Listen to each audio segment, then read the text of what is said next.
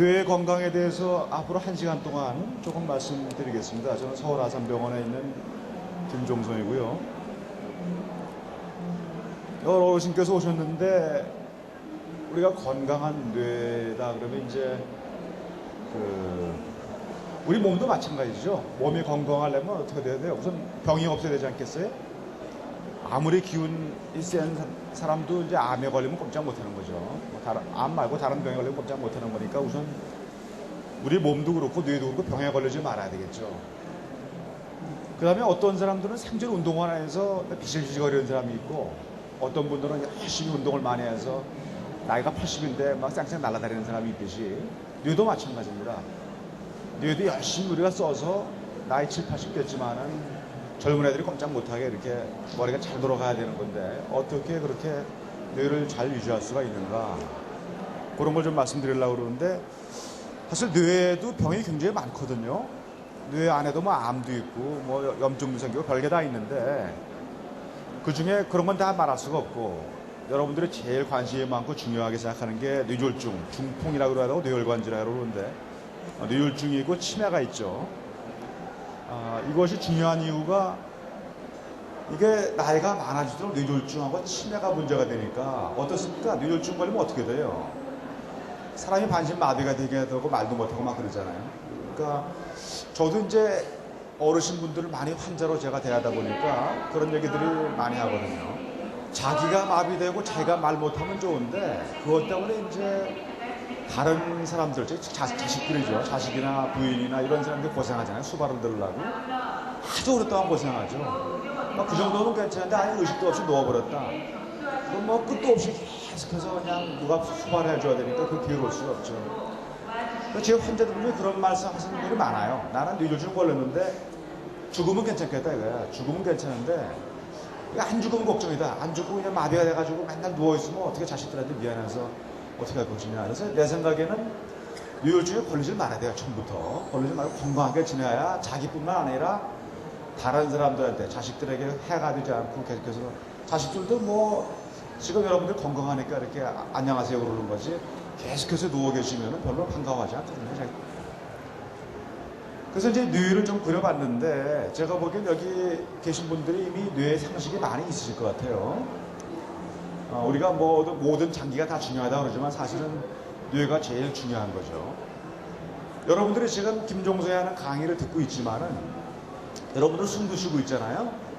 맥박도 뛰고 있죠. 심장 동동동 뛰고 있어요. 숨도 쉬고 있어요. 근데 여러분들이 심장 뛰어야 되겠다, 맥박을 뛰게 해야 되겠다, 숨을 쉬어야 되겠다 맨날 생각하고 있지 않잖아요. 저절로 알아서 맥박은 뛰고 심장은 뛰고 있고 숨을 쉬고 있는 거예요. 말을 듣고 있는 동안에. 만약 그렇지 않고 우리가 다 생각을 해야 되면 어떻게 되겠어요? 여러분들은 제 말을 들을 수가 없어요.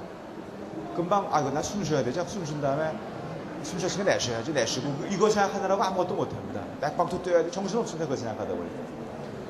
그 이유가 뭐냐면 우리 뇌가 참 신비해가지고, 우리 뇌가 이렇게 있으면은 뇌 맨 밑바닥에, 뇌 바닥에 뇌 간이라고 조그매요. 한 3cm밖에 안 됩니다. 이 조그만 게 있는데 그게 모든 걸 다 하는 거예요. 알아서 숨쉬게 하고 맥박 뛰게 하고, 깜깜한 데 가면 동공 커지게 하고, 밝은 데 가면 동공 작아지고, 뭐 위장도 막 움직이게 하고. 밥 먹었잖아요. 밥 먹으면 위장이 막 움직일 거 아니에요. 그거 우리가 알아서 하는 거지 뭐 우리가 신경 쓰는 거 아니잖아요. 그걸 다 뇌 간이 조그만 게 다 하는 거예요. 굉장히 우리 뇌라는 게 아주 신비한 거죠. 어떻게 생각하면. 그래서 이제 우리 뇌는 바깥에 있는 정보를 다 받아들이는 게 뇌예요. 모든 정보를 뇌 신경을 받아들이고 또 명령을 합니다. 어떻게 하라. 그죠. 여러분들이 숨을 안 쉬고 있으면 탄산가스가 쌓인다고, 여러분 몸에. 알아서 그 정보가 뇌로 와요. 또 숨 쉬어야 되겠네. 그럼 알아서 숨 쉬어 움직이면은 가로막 근육이나 이런 데 명령을 내려서 숨을 들이쉬게 한단 말이죠. 그럼 내쉬게 하고. 알아서 그거 들어오고 나가는 걸 다 해주는 겁니다. 움직이는 것도 마찬가지죠. 제가 지금 오른손을 통해서 이렇게 움직이지만은 움직이는 게 제 손이 움직이는 게 아니죠. 뇌가 움직이게 하는 거예요. 오른손 움직이게 하는 뇌 신경이 어디 있어요? 왼쪽에 있어요. 왼쪽이 바로 귀 뒤에 있어요. 바로 귀 위에. 요 정도 옆에. 신경이 있어. 신경이 쭉 내려와서 건너가요. 왜 건너가는지 아무도 모르는데 어쨌든 건너가서 오른손으로 가죠. 다리도 물론 가죠. 그러니까 손을 움직이는 게 찍찍하게 전기가 오르는 거예요. 전기줄이랑 똑같아요.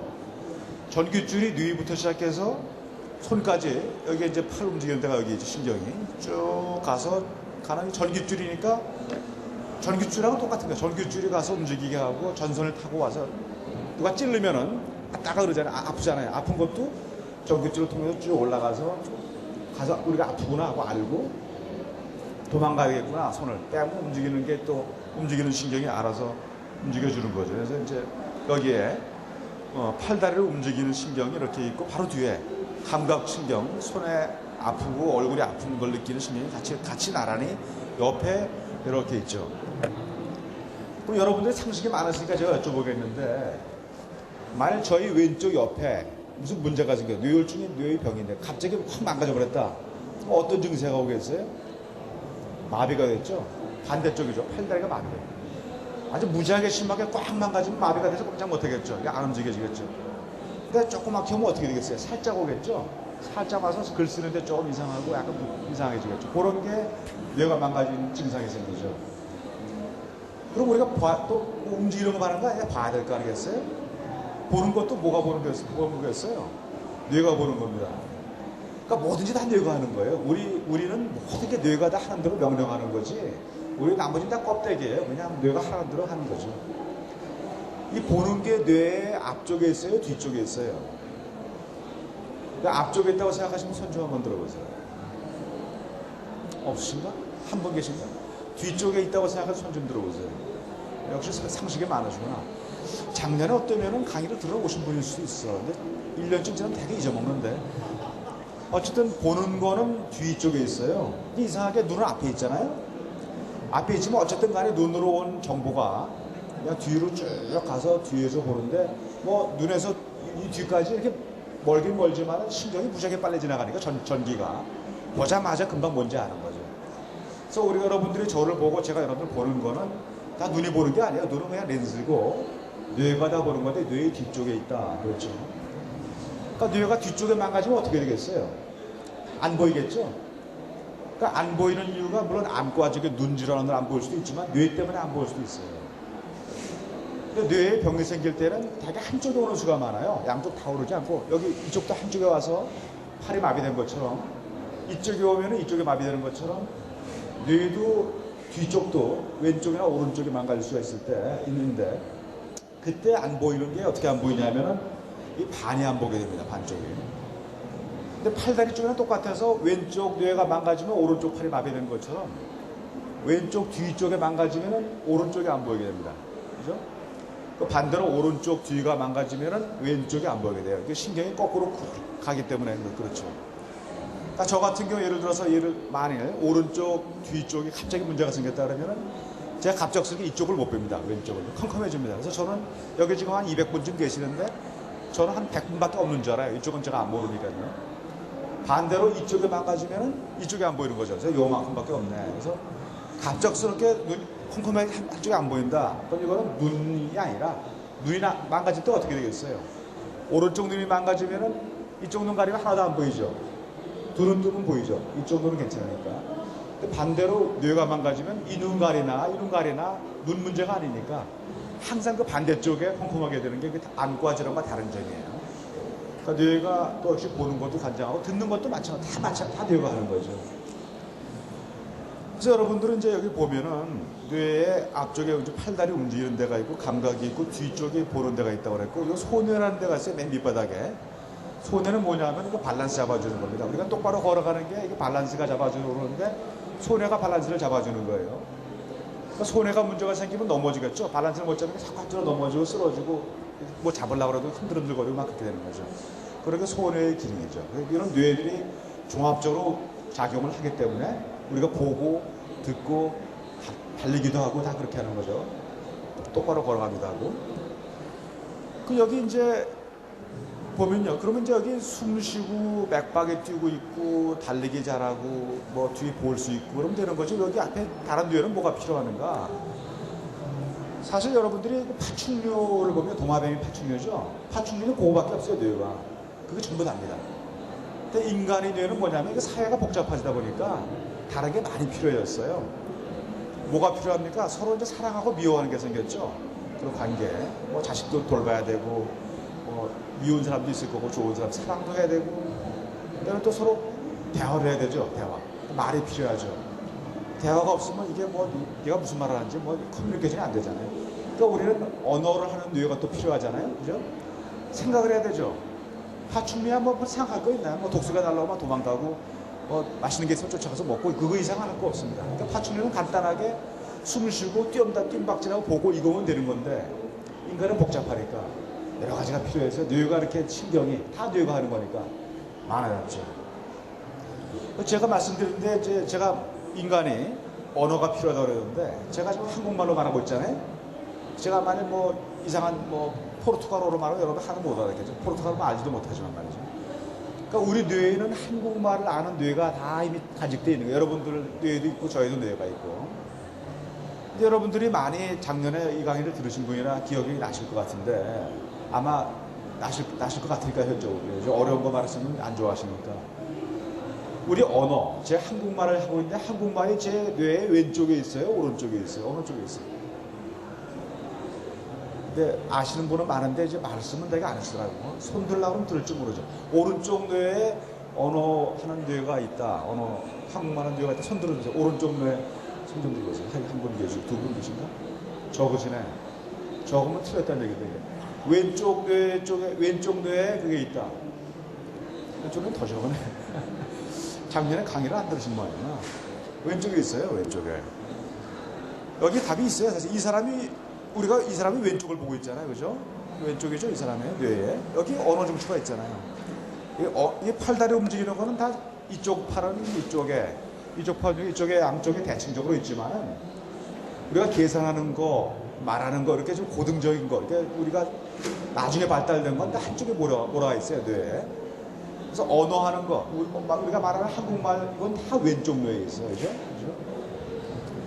그럼 제가 한 가지 질문을 더 드릴게요. 우리가 왼쪽 뇌에 뇌혈중 같은 뇌병이 생겼다. 꽉 망가졌다. 그럼 아비가 오른쪽 팔다리에 오겠죠? 그거 말고 또 뭐가 오겠어요? 어떤 증상이 오겠어요? 말을 못하겠죠? 언어장애. 그거 실어증이라고 합니다. 실어증.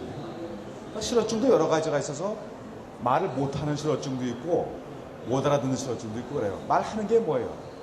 운동하는 거랑 똑같죠? 팔 움직이는 거랑 똑같아. 말하는 게. 그래서 운동 쪽을 못하는 실어증이 있어서 뇌의 앞쪽에 운동하는 게 있듯이 언어 중추도 앞쪽에 그게 있어요. 그래서 앞쪽에 망가지면은 알긴 아는데 말을 하질 못해요. 알아듣는데. 그러니까 의사가 와가지고 선생님 성함이 어떻게 되세요? 물어보면 알긴 안단 말이야. 무슨 소리 하는지 의사.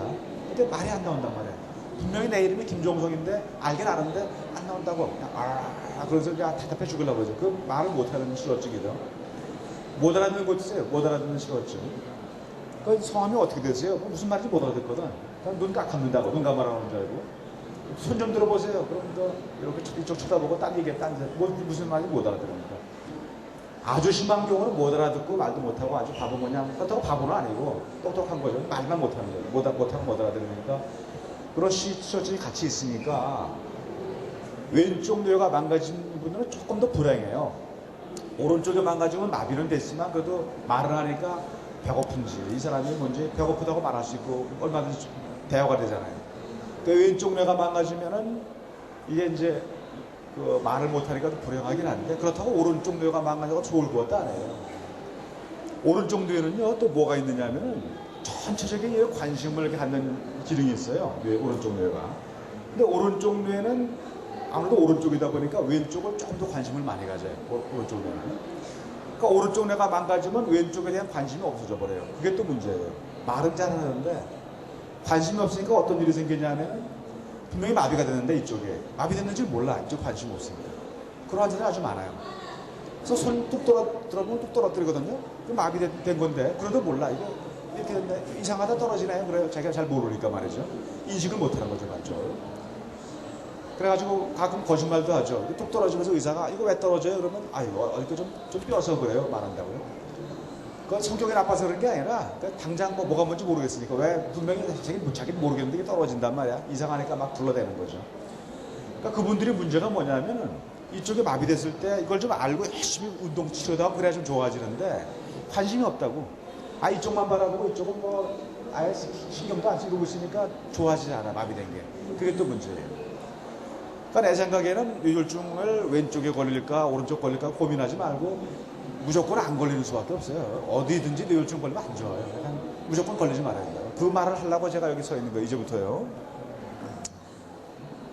그러면 이제 다음 슬라이드 넘어가면은 뇌졸중이라는 게 제가 사실 뇌졸중 전문가인데 전문의 뇌졸중이나 그런 말 하는 게 아니라 굉장히 중요한 질환이에요.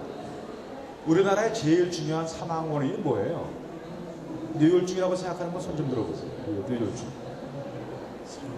내 손은 들긴 들을 때 번쩍 들지 않고 되게 반만 들으시는 특성이 있구나. 내리시고.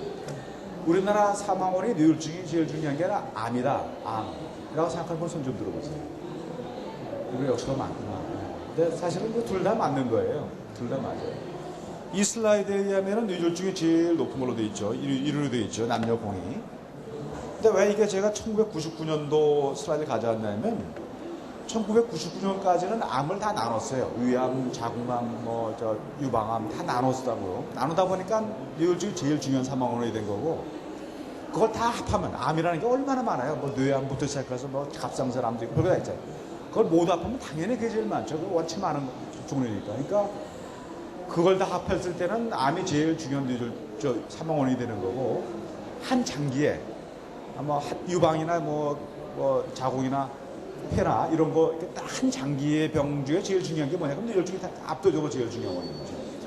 그러니까 어떻게 따지냐에 따라 다르니까 뇌졸중이 제일 중요한 사망원인도 되고 암도 제일 중요한 사망원인인데 서양 사람들은 심장병이 제일 더 중요해요. 심장질환이. 근데 우리나라는 뇌졸중이 훨씬 더 중요한 사망원이에요. 그러니까 뇌가 그만큼 중요하고 앞으로 더 중요해져요. 왜냐하면 뇌졸중은 나이 든 사람이 병이기 때문에 우리나라 사람들은 좀 자꾸 나이 들어가잖아요. 젊은 사람들 별로 없어요. 이제는요. 조금만 있으면 굉장히 나이 들어지니까 이게 다 뇌졸중 환자예요. 뇌졸중 치매 환자가 되고 그거를 서포트할 젊은 사람들 점점 줄어든다고. 그러니까 이제는 지금이야 뇌졸중 걸리면 자식들이 돌봐주지 나중에는 없어요. 자식들도 없어요. 자식이 있어야지. 딱 하나 있는데 미국 가버려서 없단 말이에요. 그러면 수두룩하죠. 아예 낳지 않는 사람도 많으니까 자식도 없고 그거 어떡할 겁니다. 큰일 났다고요. 우리나라가. 앞으로 10년, 20년 후에 정말 큰일이 나니까 여러분들도 잘 대비를 해야 돼요. 그래서 뇌졸중이라는 게 뭐냐면 뇌혈관 질환인데 이 뇌라는 게 아주 중요한 질환 장기다 보니까 제가 뇌 전공하니까 중요하다는 게 아니라 정말 중요한 장기예요. 왜냐하면 뇌는 그게 무겁지 않아요. 1.3kg밖에 안 돼요. 뇌 무게가요. 조그마한 머릿속에 있는 거죠. 근데 어른 몸무게가 70kg라고 그러면은 한 70분의 1은 더 되겠지만 60분의 1, 50분의 1밖에 안 되잖아요. 조그맣잖아요. 그죠? 근데 혈류, 우리 몸에 심장이 뿜어내는 그 피를 얼마나 많이 가져가냐면 20%나 가져가 20%. 5분의 1을 가져갑니다. 그러니까 뇌가 다 가져가요. 사실은요. 심장이나 간은 열심히 뿜어대고 간은 당 만들고 그러면 다 뇌가 가져간다고. 그럴 수밖에 없어요. 뇌가 쉴 새 없이 여러분도 심장 뛰게 하고 있고 숨쉬게 하고 있고 생각하고 있고 여러분 생각 안 할 데가 없어요. 지금도 제 말 듣고 있으니까 생각하고 있는 거예요. 김종석 말이 좀 맞는 말이네. 어떤 분은 그렇게 생각하고 어떤 분은 저 친구 좋은 말 좀 한다 그러더니 이상한 소리만 하네. 여러 가지 생각을 할 텐데 뭘 생각하는 것 자체가 다 뇌가 하는 거니까 쉴 새 없이 뇌가 일하니까 무지하게 뇌가 영양분을 다 가져가는 거예요. 그러다 보니까 혈관도 많아요. 혈관을 통해서 피가 가는 거 아니에요? 혈관이 많다 보니까 혈관 질환이 많아요. 뇌 안에. 혈관이 망가지면 혈관이 멀쩡하면 뇌졸중이 안 생기는데 뇌로 가는 혈관이 망가지면 뇌졸중이 생기는 거죠. 뇌졸중은 크게 두 가지가 있습니다. 혈관이 막혀서 생기는 게 있고 막혔죠. 막혀서 뇌가 이 혈관이 이만큼 먹여서 내야 되는데 갑자기 막혀버렸으니까 이거 죽어버렸죠. 혈관이 막혀서 생긴 뇌졸중을 뇌경색이라고 합니다. 뇌경색이라는 말 들어봤어요? 터지는 것도 있어요. 혈관이 뻥 터져버릴 수가 있어요. 터지는 걸 뇌출혈이라고 그래요. 들어보셨죠? 그래서 뇌출혈, 뇌경색을 다 합해서 그냥 뇌졸중 또는 뇌혈관 질환 혹은 중풍 이렇게 말하죠. 그러니까 여러분들이 뇌졸중이 뭐고 뇌경색이 뭐냐 잘 알 필요 없으나 어쨌든 다 비슷한 거고 다 뇌혈관 질환이구나. 조금 더 머리가 좋으신 분은 뇌경색이 막힌 거고 뇌출혈 터진 거고 둘 다 합해서 뇌졸중이다. 이렇게 말씀하실 수 있는 분은 굉장히 머리가 좋으신 분인데 그렇게까지 알 필요도 사실은 없어요. 어쨌든 간에 그럼 이 혈관이 망가져서 막히는 거지 괜한 혈관이 막히는 게 아닌데 혈관이 막혀지는 것 중에 가장 중요한 게 동맥경화라는 거예요. 들어보셨어요? 말씀? 많이 들어봤죠? 동맥경화는 말 그대로 혈관이 딱딱해지는 거예요. 혈관이 원래 말랑말랑해야 돼요. 그지? 말랑말랑해야 되는데 딱딱해지는데 이게 왜 딱딱해지느냐? 혈관 벽이 손상당해서 딱딱해지는 거예요. 망가지는 거예요. 혈관 벽이 왜 망가지느냐?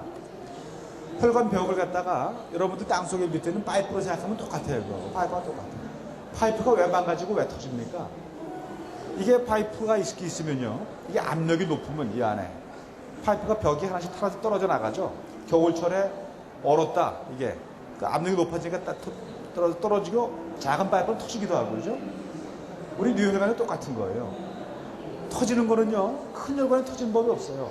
작은 것만 터져요. 큰 혈관은 안 터집니다. 이 조그만 혈관이 파이프가 견디다가 이런데 터지는 것처럼 뻥 터지면 뇌출혈이 되는 거죠.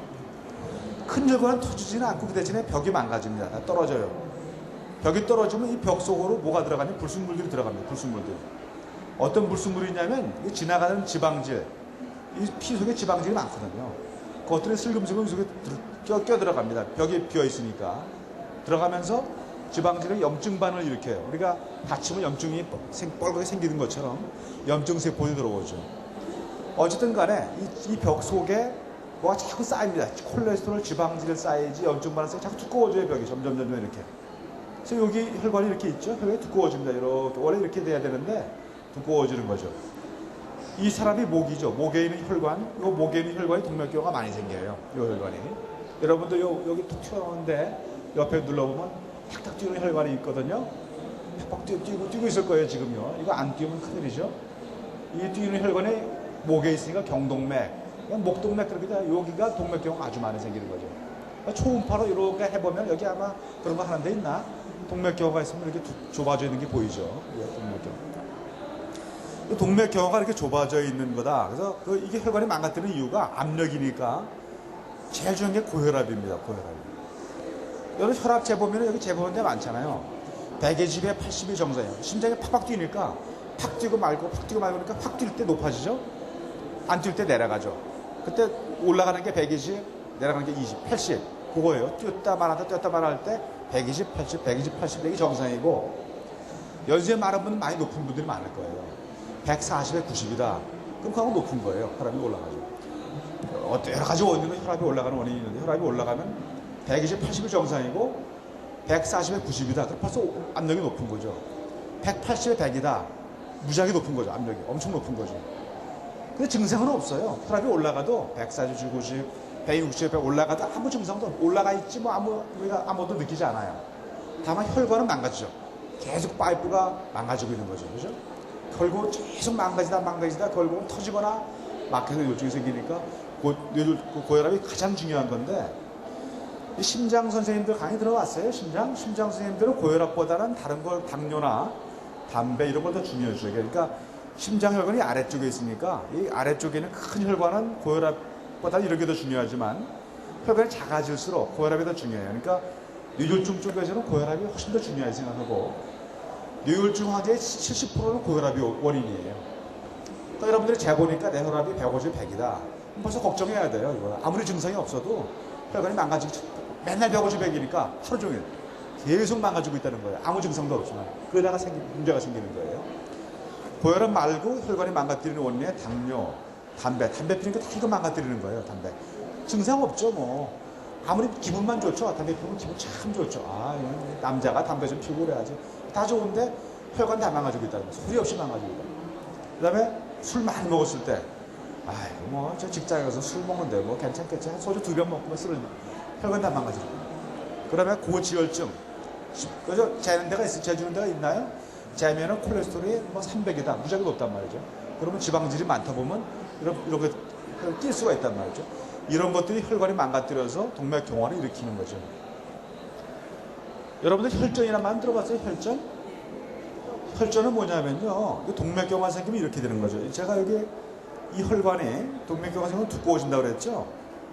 이걸 진단하는 방법에 혈관 조영술이라는 게 있어요. 그래서 여기다 물감을 집어넣어요. 이 피 안에다가. 물감이 흘러가서 이렇게 사진을 딱 찍어요. 거기다가. 그럼 이게 좁아진 데가 이렇게 보일 거 아니에요. 물감이 지나가니까. 그 사진이 이거예요. 바로. 그런데 이게 이제 아까 말한 경동맥, 목동맥을 찍었더니 이렇게 돼 있어요. 이게 정상이죠? 근데 여기 벽이 두꺼워져 있으니까 좁아져서 이렇게 피가 흘러가는 게 좁아져 있는 게 보이죠? 이해하시겠어요? 이게 피가 잘 못 흘러가요. 쫙쫙 이렇게 좀 쫙쫙 가야 되는데 가다가 이렇게 걸렀다 가고 잠깐 있다 가고 이렇게 되죠. 여러분들이 한강 가서 이렇게 내려다 보면은 한강이 막 흘러가는데 좀 깊은 데가 있잖아요. 이렇게 깊은 데는 뭐가 쌓이죠. 모래 같은 게 가다가 이렇게 쌓였다가 흘러가고 쌓였다가 흘러가고 뭐가 마찬가지로 피가 가다가 빨리빨리 가지 못하고 잠깐 이렇게 쌓였다 가다 보니까 피 안에 피가 다 액체가 아니거든요. 피 안에 혈소판도 있고 백혈구도 있고 적혈구도 건더기가 있어요. 건더기가 있는데 그놈들이 서로 뭉겨붙어요. 그런데 잠깐 고였다 가다 보니까 피가 딱지처럼 굳어버리는 거죠. 원래 피는 밖에 나와서 굳어야죠. 피가 계속 나가지 못하게 딱 굳어야 되는데 이게 혈관 안에서 굳으면 그게 큰일인 거죠. 그죠? 그래서 이제 이게 이 안에서 혈전이 이게 피가 가다가 덩어리처럼 고여 있어서 딱 막을 수도 있고 이거 갖다가 아니면 이 피덩어리가 가만히 있다가 뚝 떨어져 나가서 쭉 흘러나가서 조그만 혈관에 콱 막을 수 있어요. 작은 혈관은. 그럼 큰일이죠. 그게 뇌졸중이 걸리는 거예요.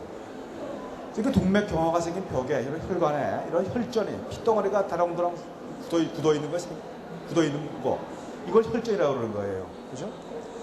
그러니까 혈전은 보통 혈관에는 안 생겨요. 건강한 혈관은 안 생기고 이 딱딱해진 동맥 경화가 있는 울퉁불퉁한 거기에 많이 혈전이 생기니까 동맥 경화와 혈전 이게 한꺼번에 다 뇌졸중을 일으키는 아주 중요한 주범이라고 볼 수 있죠. 그런데 이제 동맥 경화가 생긴 것에 혈전이 생기는 것이 뚝 떨어져 나가서 꽉 막으면은 이게 뇌가 갑자기 망가져서 마비가 되고 이게 바로 뇌졸중인 거죠. 그죠? 여기까지 다 이해했을 거예요. 근데 이 혈전은 혈관에만 생기는 게 아니라 심장 안에도 생깁니다. 심장 안에. 심장이 저 밑에 있죠. 근데 심장이 막 뛰고 있으니까 보통 때는 혈전이 생길 수가 없어요. 심장이 막 뛰니까 뭐가 피가 굳으려고 해도 금방 쫓겨나가니까 피가 굳을 새가 없죠. 그죠? 근데 병이 든 심장이 있죠. 어떤 병이냐면 심방세동이라고 그래서 심장이 막 두루루루 떠오르는 심장이 있어요. 심장병 아마 강의 들은 분은 들었을 거예요. 아니면 심근경색. 심장이 꽉 망가져가지고 그냥 꼼짝 못하고 있어요. 그러면 피가 굳을 수 있죠. 그 안에서. 그러니까 심근경색이나 심방세동, 심장의 부정맥이죠. 두근두근하게 뛰는 거. 이게 사실 제일 중요한 거예요. 그러니까 심방세동이 나이가 들을수록 많아지거든요. 한 7, 80대 되면요. 굉장히 많아져요. 전체 보통 인구의 한 5%에서 10%가 심방세동이 있어요. 그러니까 벌써 나이 들으면 뇌졸중이 생기는 게 그런 이유죠. 그러니까 심장이 두근두근 뛰는 분들이 여기에 혈전이 생길 수가 있어요. 보통 심장에는 안 생기지만 이 안에 혈전이 생길 수 있죠. 피덩어리가 똑같이 굳을 수가 있죠. 그죠? 혈전이 가만히 있으면 괜찮은데 이러면 또 떨어져 나가서 쭉 올라온다고요. 올라가다가 막으면 또 뇌졸중이 생기죠. 그러니까 혈전이 올라가서 막히는 거는 여기서 왔으나 막혀서 마비 생기는 건 똑같은 거니까 환자는 똑같아요. 마비된 증상은 똑같은데 의사가 볼 땐 다르죠. 원인이 다르니까 원인에 알아서 치료가 달라져야죠. 작은 혈관이 뇌 안으로 들어가는 게 막힐 수도 있죠. 일반적으로 이런 큰 혈관들은요. 뇌 안으로 들어가는 게 아니라 다 뇌 바깥에 가는 거예요. 큰 거는 뇌 밖으로. 작은 것들은 조그만 가지가 뇌로 이렇게 기어 들어가는 거죠. 그래서 이런 작은 혈관들이 또 막힐 수가 있어요. 그래서 이것도 조그맣게 생길 수 있고 아까 말한 대로 파이프가 터지는 거는 큰 게 아니라고 그랬죠. 작은 혈관이 빵 터질 수가 있어요. 이 안에 작은 혈관들이 뇌 안에서 빵 터지면 뇌 안에 있는 뇌출혈이 생기는 거예요. 그러니까 뇌출혈이 무서운 병인데 빵 터져가지고 막 의식도 없어지고 마비되는 병이지만 혈관은 작은 거예요. 터지긴 크게 터졌지만 작은 혈관이 그렇게 큰 문제를 일으키는 거예요. 근데 여러분 이 말 들어봤어요? 지주막하 출혈이라는 말 들어보셨어요 혹시? 이건 여러분들이 상식이 많은 것만 아는 건데 선천적으로 그 꽈리 같은 게 혈관에 있는 사람들이 있어요. 여러분들 찍어보면 있는 분들도 있어요. 저도 있을 줄 몰라요. 전 있을까봐 사실 무서워서 못 찍는데 있으면 참 골치 아픈 거죠. 꽈리가 가만히 있으면 저기 뻥 터질 수가 있거든요. 터져가지고 이때는 이 혈관이 밖에 있으니까 이 뇌 안에 껍데기가 있거든요. 껍데기가 지주막이라는 껍데기인데 그 안에 쫙 출혈이 생깁니다. 이거 안에 생기는 게 아니라. 그 지주막과 출혈이라는 병인이 그때는 무지하게 아파집니다. 그래서 얼마나 아프냐면요. 도끼로 머리를 뽀개는 것 같아요. 그래서 정신을 잃어버릴 수도 많아요. 그런 분들 아마 얘기 들어봤을지 모르겠어요. 꽝 그래가지고 너무 아파가지고 정신 잃어버렸다가 깬 다음에 잃어버린 거예요. 그게 지주막과 출혈 터진 거예요. 그러면 정신없이 무술을 뛰어와야 되는 거죠. 이런 병은 수술하는 병이에요. 이런 꽈리 지주막 동맥류라고 그러는데 이걸 딱 수술해서 없애버려야 됩니다. 이제까지 제가 뇌졸중에 대해서 좀 말씀을 드렸는데 그걸 다시 정리를 하면 이렇게 되는 거예요. 뇌졸중은 크게 두 가지가 있다고 그랬죠. 혈관에 막히는 게 있다고 그랬죠. 그죠? 막히는 게 터지는 게. 사실은 여러분들은 둘만 알아도 돼요. 사실은 뭐 더 자세히 알 필요 없어요.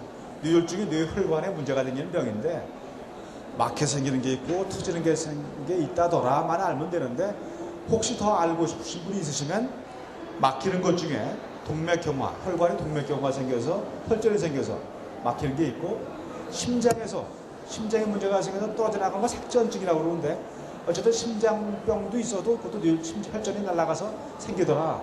심장병이 뇌졸중의 원인이다 말이죠. 이 정도 알면 더 좋은 거고 또 작은 것도 막힐 수 있다더라. 이런 걸 알면 되고 터지는 거는 뇌 안에 작은 혈관의 고혈압 때문에 파이프가 터지듯이 뻥 터지는 것도 있는데 꽈리가 있어서 동맥류라는 꽈리가 있어서 뻥 터지는 건 지주막가출이라고 그러더라. 다른 걸 알면 더 좋은데 뭐 그렇게 자세히 알 필요도 사실은 없는 거죠. 그럼 어떻게 하면 뇌졸중이 생기는 거냐? 제가 말씀드린 대로 정상적인 말랑말랑한 혈관을 가지고 있는 건 안 생기는 거예요. 이게 문제가 동맥경화나 혈전 같은 게 생기는 게 문제가 생기는 건데 제가 말씀드렸죠. 그 파이프를 망가뜨리는 게 뭐냐? 압력이라고 그랬죠. 압력 중에 제일 중요한 고혈압이죠. 그러니까 고혈압이 왜 생기는가 제가 말씀드리기 힘들고 어쨌든 재보면 알아요. 재보면 120, 80 넘은 고혈압이에요. 어떤 분은 나는 나이가 70인데 160, 100이야. 아유 나이 70인데 160, 100이면 정상이지 뭐 나이가 높고 그러나 그게 아니에요. 누구나 120, 80이 정상이에요. 누구나. 그러니까 나이 드신 분이 뇌졸중이 많이 생기는 이유가 나이 들으면 혈관이 딱딱해지니까 혈압이 올라가거든요. 혈압이 올라가니까 뇌졸중이 자꾸 생기는 거예요. 그러니까 나이 들을수록 150, 100이 되게 노력을 해야 됩니다. 약을 쓰든지 무슨 수를 쓰든지 간에. 어쨌든 고혈압이 생기면은 대개 보통 사람보다 4, 5배 더 뇌졸중이 잘 생기는데 높을수록 더 잘 생기죠. 180, 120인 사람들은 180, 120이다. 그럼 뇌졸중이 안 생기면 이상한 거예요. 금방 젊은 사람도 생깁니다. 40도 생기는 거죠. 140에 90이다. 120, 180, 120보다는 낫죠 물론. 그러나 오랫동안 140, 90이면 보통 사람보다 뇌졸중이 더 많이 생기죠. 계속 혈관이 압력이 당하니까. 심장질환, 심장세동 같은 경우는 무지하게 높아요. 심장 안에 혈전이 생기니까 이런 경우는 굉장히 위험해서 주의해야 되죠. 당뇨병, 흡연하는 사람, 술 많이 먹는 사람, 지혈증 높은 사람 다 뇌졸중이 이만큼씩 더 많이 생기게 되죠. 뇌졸중의 증상은 뭐냐? 제가 처음 슬라이드 때 이미 다 말씀을 드렸어요. 나이 들어가지고 갑자기 옆에 뇌의 옆쪽에 망가지면 뭐가 생겨요? 마비가 된다고 그랬죠? 옆으로 가는 혈관이 굉장히 커요. 중뇌동맥이라고 해요. 가운데 중자. 옆이 앞쪽이 전뇌동맥이고 뒤가 후뇌동맥이죠. 옆에 중뇌동맥이 크기 때문에 이게 제일 많이 망가져요. 그러니까 뇌졸중의 증세 중에 제일 많은 게 전신 반신마비예요. 그래서 여러분들은 퉁 그러면 되게 반신마비인 줄 알아요. 그 반신마비 말고 증상이 굉장히 많은데 그게 제일 많아요. 옆으로 가는 게 제일 많다고. 그래서 생기는 거예요. 그 여러분들 아침에 그 초등학교 운동장 가보면은 이렇게 돼서 걸어가시는 분 많잖아요. 반신마비. 그게 다 뇌졸중 환자거든요. 그게 많은 이유가 이 옆쪽 가는 혈관이 많이 망가지니까 이게 많이 생겨요. 그래서 이렇게 반신마비가 제일 많고 반쪽에 저리는 분도 있고 이렇게. 아까 말이 어두워지고 그리고 결국은 목소리도 얼굴이나 혀가 움직여야 되는 게 마비될 수 있죠. 실어증이 온다고 그랬죠. 실어증 때문에 말이 또 안 들을 수 있죠. 그래서 아까 제가 말씀드렸죠. 실어증은 어느 쪽 뇌가 망가져 생기는 거죠? 왼쪽이라고 그랬죠. 왼쪽 뇌가 망가져서 오른쪽에 마비가 됐을 때 실어증이 온다. 그러니까 어쨌든 간에 말이 갑자기 안 됐을 때 말을 갑자기 잘하던 사람이 김종성 그런데 발음이 나빠지거나 갑자기 바보 모양 말을 못한단 말이야. 이상한 소리 하거나 그럼 뭐 분명히 뭐 정신적으로 뭐 미쳐서 그럴 수 있겠지만 나이 드신 분이 갑자기 이렇게 되면 이거는 뇌졸중이 아닌가. 뇌졸중 때문에 말이 못하는 현상이 아닌가. 실어증이 아닌가. 그걸 빨리 생각해야 된단 말이에요. 여러분들이 진단해야 돼요. 그 정도는요. 그 다음에 이제 갑자기 한쪽 넘어진다고 그랬죠. 손에 뇌 쪽에 망가지면 밸런스가 안 잡히니까 갑자기 이 사람이 잘 걷다가 잠깐 쓰러지고 못 걷고 못 쓰고 막 어지럽고 말이죠. 그러면 뇌졸중 의심해야 되는 거죠. 그 다음에 갑자기 안 보일 때 어느 쪽이라고 그랬어요? 뒤라고 그랬죠. 뇌 뒤쪽에 후두엽이죠. 머리 뒤통수가 뇌졸중이 생기면 갑자기 캄캄해집니다. 물론 두 군데 다 오면 갑자기 안 보이겠죠. 하나도 장름이 되겠죠. 근데 그런 건 드물고 한쪽만 되게 오니까 갑작스럽게 이쪽이 갑자기 시야가 안 보여 컴컴해졌어. 이러면 곤란한 거예요. 뇌졸중이 왔다. 그러니까 이런 증상을 여러분들 알고 있어야 되죠. 이런 증상이 자기한테 생겼건 옆에 친구한테 생겼건 뭐 자기 뭐 아는 사람이 생겼건 갑자기 친구가 말 어라라라고 마비됐다. 빨리 응급실로 뛰어들고 와야 돼요. 무조건. 빨리 와야 돼요. 3시간 이내에 와야 되는데 급식병원으로 와야 된단 말이에요. 빨리. 그래서 여러분들은 뇌졸중 증상에 수만 가지가 있는데 그거 다 알 필요 없고 제일 중요하고 많이 생기는 거 말하면 되죠. 그거 알기도 바빠요. 그 아까 말씀드린 대로 갑작스럽게 팔다리가 마비가 되는데 뭐 심하게 올 수도 있고 아니면 갑자기 글을 쓰는데 이상하게 갑자기 안 된다. 그것도 조그만 거지만 빨리 응급실에 와야 돼요. 갑자기 더 나빠질 수가 있거든요. 그 다음에 말을 못하거나 못 알아듣거나 어쨌든 대화를 하는데 갑자기 말이 이상하게 한다. 헛소리를 하거나 못 알아듣거나 이상하게 말 발음이 나빠. 이러면 곤란한 거고 컴포멘트인데 반쪽이 잘 안 보이거나 갑자기 어지럽거나 넘어지려고 그러거나 갑작스런 심한 두통 생기는 건 어떤 때 생긴다고 그랬어요? 제가요. 지주막하 치료요. 지주막하 치료는 꽝 하고 아픈 거죠. 근데 여러분들에게 제가 말씀드리는 거는 많은 분들이 나나가 신경 쓸 때마다 그냥 맨날 20년 동안 아팠어. 시어머니랑 맨날 하다 보니까 하도 괴로워서 그런지 남편이 맨날 저 술 먹어서 나 그건 뇌졸중이 아니에요. 그런 거 아니고 한 달에 한 번씩 심하게 아프고 야 그런 건 뇌졸중 아니고 편두통 이런 거 신경두통이고 그거 말고 뇌졸중은 일반적으로 두통은 별로 없어요. 여러분들하고 아는 거와 달리 갑자기 마비가 오거나 이래서 그렇지 두통을 오더라도 꽝하게 오는 것이 그렇게 오랜 동안 오는 두통은 뇌졸중은 아니니까 그렇게 생각합니다. 그런 것들이죠. 그래서 CT나 MRI를 찍어가지고 저희들이 뇌졸중을 검사하기도 하죠. CT 같은 걸 이렇게 봐가지고 CT를 보면은 뇌가 출혈된 건 하얗게 보이고요. 뇌에 막힌 거는 까맣게 보이죠. 근데 저희들은 요새 주로 MRI를 많이 찍어서 MRI를 보면 또 MRI로 이렇게 허옇게 볼 수가 있죠. MRA라는 것도 있어요. MRA를 찍으면 혈관도 같이 볼 수가 있어요. 그래서 이쪽 혈관이 막혀서 이쪽과 같이 보여야 되는데 안 보여서 이게 막혀서 이만큼 망가진 거구나 라고 저희들이 진단을 하죠. 지주막하 출혈이라는 것은 이렇게 꽈리 같은 동맥류가 있어서 뻥 터져서 피가 이렇게 새는 게 보이죠. 그래서 무지하게 심한 두통을 일으키는 거구나 제가 말씀드렸죠. 뇌졸중 치료가 여러 가지가 있지만은 여러분들이 뭐 다 알 필요 있겠어요. 근데 혈관이 꽉 막혔을 때 금방 뚫어버리면 낫겠죠. 그죠? 금방 뚫는 치료를 혈전 치료라고 그러는데 혈전 용해 치료라서 그것만 제가 말씀드리려고 그러는데 여러분들이 그래서 빨리 오라고 그러는 이유가 혈관이 갑자기 막혔잖아요. 그럼 혈관을 뚫어줘야 되는데 혈관이 갑자기 막혀서 뇌가 슬슬 망가지는데 이거 망가지는데 시간이 필요합니다. 다 망가지는 게 아니에요. 이 혈관이 뇌에 이만큼을 먹여 살리고 있으면 혈관이 딱 막혀도 이게 다 금방 죽지는 않아요. 이만큼 뇌 중에 제일 이 혈관에 의존하던 부분만 일부만 딱 죽어버려요. 나머지는 다른 혈관들도 조금씩은 피를 주고 있기 때문에 천천히 망가져요. 얼마나 천천히 망가지냐면 한 3시간에서 6시간 정도 시간이 있어요. 이게 다 죽을 때까지. 그러니까 여러분들이 만일 혈전을 녹여서 막힌 걸 뚫었는데 6시간이 지나서 한 하루 지나서 뚫어버렸다. 그럼 뚫긴 뚫어요. 그걸 뚫긴 뚫어도 소용이 없어. 다 죽어버렸거든. 6시간 내에 다 죽어버렸기 때문에 다 마비는 이미 심하게 와서 다 이렇게 됐는데 그 다음에 뚫어봐야 아무 소용이 없는 거죠. 그죠? 여러분들 말이 1시간 있다 뚫었다. 딱 막혔는데 30분 지나서 요만큼 망가졌고 1시간 전에 요만큼 망가졌다. 근데 아직 6시간이 안 됐거든. 이만큼 남았거든. 이만큼. 그러니까 아직은 이만큼 살 게 있는 거죠. 그때 딱 뚫었을 때 그놈을 살리는 거죠. 나머지는. 그죠? 그러니까 여러분들이 병 걸린 사람을 고치는 거지 죽은 사람 못 고치잖아요. 똑같아요. 뇌도 마찬가지로 죽은 뇌는 못 고쳐요. 병 걸려서 죽을라 그런 뇌를 살리는 거지. 그래서 여러분 보고 빨리 오라고 그러는 겁니다. 빨리 와서 10시간 이내에 와서 치료를 해야 되는데 오자마자 뭐 MRI도 찍어야 되고 혈관도 봐야 되고 검사를 해야 되니까 그 시간이 필요하죠. 의사가 아무리 바쁘게 뛰어다녀도 한두 시간 걸린단 말이죠. 그러니까 여러분들은 뇌졸중이 생겼다, 마비가 왔다, 문제가 생겼을 때 빨리 올수록 좋은 거예요. 그러니까 1시간 오는 것보다 30분 있다 오는 게 더 좋은 거예요. 왜냐면 시간이 더 아직도 죽지 않는 데가 더 많으니까. 그리고 30분 있다 와더라도 검사하고 뭐하고 그러면 1시간 걸려요. 1시간 반이 지났어 벌써. 그 다음부터 치료가 들어가거든요. 그러니까 여러분 3시간 있다 왔다. 그럼 벌써 이미 늦었어요. 검사하면 4시간째가 되거든요. 그럼 이제 한두 시간밖에 안 남았잖아. 살릴 이유가 별로 없어. 그러니까 별 소용없는 거죠. 그래서 빨리 여러분들이 그걸 응급실에 큰 병원에 작은 병원 가봐야 소용없어요. 그런 시설이 없기 때문에 일단 큰 데 오고 나중에 작은 병원 다니시면 되거든요. 이렇게 큰 병원에 빨리 오셔서 뚫는 거죠. 그래서 뚫는 모습인데 그래서 뚫는 방법이 정맥으로 주사를 넣어서 뚫는 약을 쓰는 수도 있고 동맥으로 아예 집어넣어가지고 이 혈관에 보는 것처럼 사진에 보는 것처럼 속에 여기 막힌 혈관이 이렇게 있어요. 안 보이죠? 튜브를 집어넣습니다. 이 튜브가 이거예요. 집어넣어서 여기다가 기계적으로 뚫기도 하고 약을 써서 이렇게 뚫어줘가지고 뚫어졌죠. 이게 어떤 게 보이죠? 얼마나 기적적이냐면요. 금방 마비돼가지고 의식 없고 이런 꼼짝 못하는 사람이 뚫으면 금방 정상이 돼버립니다. 그러니까 그거 불과 한두 시간 늦게 왔다고 어떤 사람은 치료 못하면 마비가 심해서 일생 동안 이러고 있는 거예요. 죽거나 일생 동안 그냥 휠체어 타고 다니거나 그렇게 살 거냐 정상으로 돌아올 거냐가 그 한두 시간 내에 결정되는 거예요.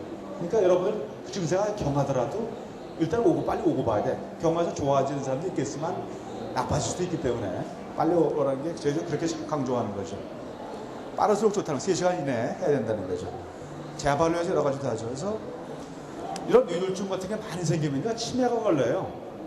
근데 뇌졸중이 안 생겨도 치매가 걸릴 수가 있죠. 여러분들 아마 시어머니나 아버님이나 그분도 치매 걸린 분 많을 거예요. 나이 들어가지고 흥설수설하고 뭐 이상한 소리하고 나중에 또 오줌 못 가리고 그냥 괴롭히죠. 참 거기서 걸리면 안 되는 병인데 그 알츠하이머 병이라고 그러는데 이 알츠하이머 병을 어떻게 하면 안 걸리나 화제 연구를 많이 해보니까 똑같아요. 뇌혈관 질환하고. 그러니까 알츠하이머하고 혈관성 치매랑 뇌졸중에 의한 치매하고 혈관성 치매라고 그러는데 같은 건 아니지만 예방 방법은 똑같아요. 그러니까 하나를 잡으면 토끼 2마리 잡을 수가 있어요. 왜냐하면 뇌졸중이라는 게 혈관 질환인데 혈관이 좋아야 알츠하이머도 안 생기거든요. 그렇기 때문에 치매나 뇌졸중이나 거의 같다고 생각하기 때문에 여러분들이 어떻게 해야 이런 것들을 예방할 수가 있냐 이걸 한번 생각해 봐야 된다고요. 혈압 치료해야 되겠죠. 약을 복용해야 돼요. 근데 혈압 치료하면서 안 돼요. 생활 습관을 조절해야 돼요. 싱겁게 먹고 열심히 운동하고 몸무게를 줄여야 된단 말이에요. 그럼 혈압이 내려가죠. 같이 하는 게 좋아요. 당뇨도 마찬가지고 흡연은 물론 생활 습관 조절해야 돼요. 안 피워야 되죠. 과음을 하지 말아야 되죠. 고지혈증도 약도 복용해야 되지만 생활 습관 조절해야 되죠. 그러니까 생활 습관이 많아요. 생활 습관이. 그러니까 제가 보기에는 여러분들이 혈압이 생긴 다음에 약을 먹고 당뇨 생긴 다음에 약을 치료하는 것도 좋지만 가장 기본적으로는 혈압이나 당뇨가 생기기 전에 그것이 안 생기게 처음부터 생활 조절을 해야 돼요. 지금부터. 그래야 당뇨 고혈압이 안 생기고 처음부터 그거부터 막아줘야 됩니다. 당뇨 고혈압이 생겼을 때 이미 조금 늦었어요.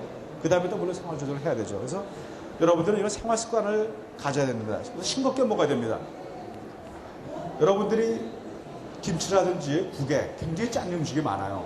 그래서 우리나라 사람들이 섭취하는 염분이 한 20g쯤 되는데 실제로 우리 몸에 필요한 것은 3g밖에 안 된다고요. 그러니까 여러분들이 아무리 싱겁게 먹어도 되기 때문에 특히 가정주부들은 싱겁게 먹어서 가족들이 다 같이 싱겁게 어릴 때부터 먹어서 고혈압이 안 걸리게 하는 게 아주 중요한 것이죠. 규칙적 운동을 해야 되는 거죠. 일주일에 3번 정도 나이 드신 분들이니까 뭐 센 거 할 수는 없고 걸어 다니세요. 많이 걸어가지고 땀이 날 정도로. 그래서 운동을 하고 적당히 드시고 식사를 음식을 골고루 드시면서 채소 같은 거 많이 드시면 저절로 정상 체중이 유지가 되죠. 제가 보기에 여기 계신 분은 다 정상 체중인 것 같아요. 참 잘하시는 것 같아요. 관리를요. 뚱뚱해도 안 되고 너무 말라답니다. 정상적인 체중을 유지하고 절대 물론 금연해야 되죠. 술도 먹지 말아야 되고 이렇게 정상적인 생활을 하고 스트레스를 풀고 마음을 명랑하게 가져야 돼요. 이런 우울증이나 스트레스 같은 게 혈관 질환을 일으켜요. 혈관을 딱하게 만들어가지고. 그러니까 어떤 사람이 뇌졸중이 안 생기냐면 내가 40대 가장인데 갑자기 회사가 망해가지고 직장에서 잘렸어. 잘려서 명퇴했어. 그래서 우울하단 말이야. 기분 나빠. 맨날 하도 운동도 안 하고 맨날 담배 한 피우고 있어. 그 뇌졸중 환자예요. 뇌를 꼭 걸립니다. 심장병 뇌졸중. 그러니까 마음이 우울하고 그럴수록 뇌졸중이나 혈관 질환이 오기 때문에 억지로 아무리 즐거운 게 없어도 막 그냥 웃으세요. 웃고 그냥 노래방 가 노래도 부르고 친구 만나고 괜히 시실거려야지 안 걸리는 거지. 나의 인생이 왜 이런가. 그런 거 뇌졸중 걸리는 거예요. 뇌졸중에 걸려도 우울해져요. 뇌졸중에 걸려도 우울해지고 우울하면 또 뇌졸중 걸리고 서로 상황 악순환이니까 여러분들이 그걸 또 알아야 된다. 그래서 적극적으로 뇌를 활용해야 되는데 일반적으로 운동을 많이 하는 사람들은 제가 초대에 말씀드렸다시피 80세가 되고 건강하거든요. 잘 뛰어다니듯이 머리를 많이 쓰는 분들은 치매도 잘 안 걸리고 끝까지 머리가 좋아요. 그러니까 여러분들은 계속 뭘 하세요. 연세가 좀 있으시지만 뭘 배우세요. 뭐 서예를 배워도 좋고 뭐 주사를 컴퓨터 배워도 좋고 그러니까 나는 늙어서 안 해. 이거 하지 말고 자꾸 배워야 뇌가 자꾸만 써야 이 회로가 좋아져서 우리가 근육이 튼튼해지는 것처럼 뇌도 튼튼해져서 끝까지 똑똑한 머리를 가지고 치매도 예방할 수가 있거든요. 얼마 전에 학자들이요, 이 호주의 시골의 아주 원주민들, 아주 그냥 정글을 한참 가가지고 그냥 정글 훅 쏴서 원주민한테 가서 보니까 거기는 뇌졸중 환자가 하나도 없어요. 원주민들 보니까. 뇌졸중 심장병이 아예 없어요. 왜냐면요, 옛날에는 뇌혈증이나 심장병이 없었어요. 우리 인간한테도요. 요새 생긴 병이 다 이게 문명병이라고 그러죠. 너무나 많은 스트레스를 받고 너무나 많이 먹고 기름지게 너무 운동 안 하고. 여러분들 그러니까 원시인을 생각해 보세요. 원시인같이 행동하면 뇌혈증이 안 걸려요. 원시인들이 어떻게 합니까? 적당히 먹죠. 많이 안 먹죠. 먹을 수가 없죠. 별로 없으니까. 채소 하나만 뜯어 먹다가 어쩌다 사냥하면 좀 먹고 같이 막 먹고 끝이죠. 맨날 뛰어다니죠. 채소가 이렇게 해야 되지, 뭐 토끼 잡으러 뭐 창조고 맨날 뛰어다니지. 가만히 있는 원시인 봤어요? 뛰어다니고 운동하죠. 규칙적으로 운동을 하죠. 싱겁게 먹죠. 그때는 뭐 짠 그런 게 없거든요. 뭐 소금이라든지 무슨 그거 없고. 옛날에 담배 술 있었어요. 담배 안 피우고 술 안 먹지. 걱정할 게 없어요. 물론 원시인이라고 걱정할 게 없으려고 없죠. 걱정해봤자 그 별거 아니죠. 우리 뭐냐 직장에서 아이고 저 생사 저 죽였으면 좋겠는데 저 언제 죽나 이런 거 없거든요. 그러니까 우울증, 분노 이런 게 없기 때문에 걔네들은 편하게 가끔 놀고 말이죠. 춤이나 추고 이렇게 살아야 안 생기는 거니까. 그렇다고 여러분들이 원시인처럼 살 수 없죠. 이제 와서 갑자기 빨가벗고 막 뛰어다닐 수도 없는 거고. 우리 문명사회라는 게 얼마나 좋은 겁니다. 문명을 인조하되 옛날 사람들이 어떻게 살았나, 자연스럽게 살았나를 생각해서 그것을 우리가 가져와서 그렇게 평범한 즐거운 이런 아주 건강한 생활 태도로 갖는 것이 뇌혈증을 방지하는 길이라고 생각해요. 사실 이 말씀은 저 말고도 다른 심장 선생이라든지 당뇨병 똑같은 말을 했을 거예요. 답이 특별한 데 있는 게 아니라 여러분들 평상시에 이런 건강한 생활 습관에 있다. 뇌혈증도 마찬가지다. 제가 강조드리면서 제 말씀을 마치겠습니다. 감사합니다.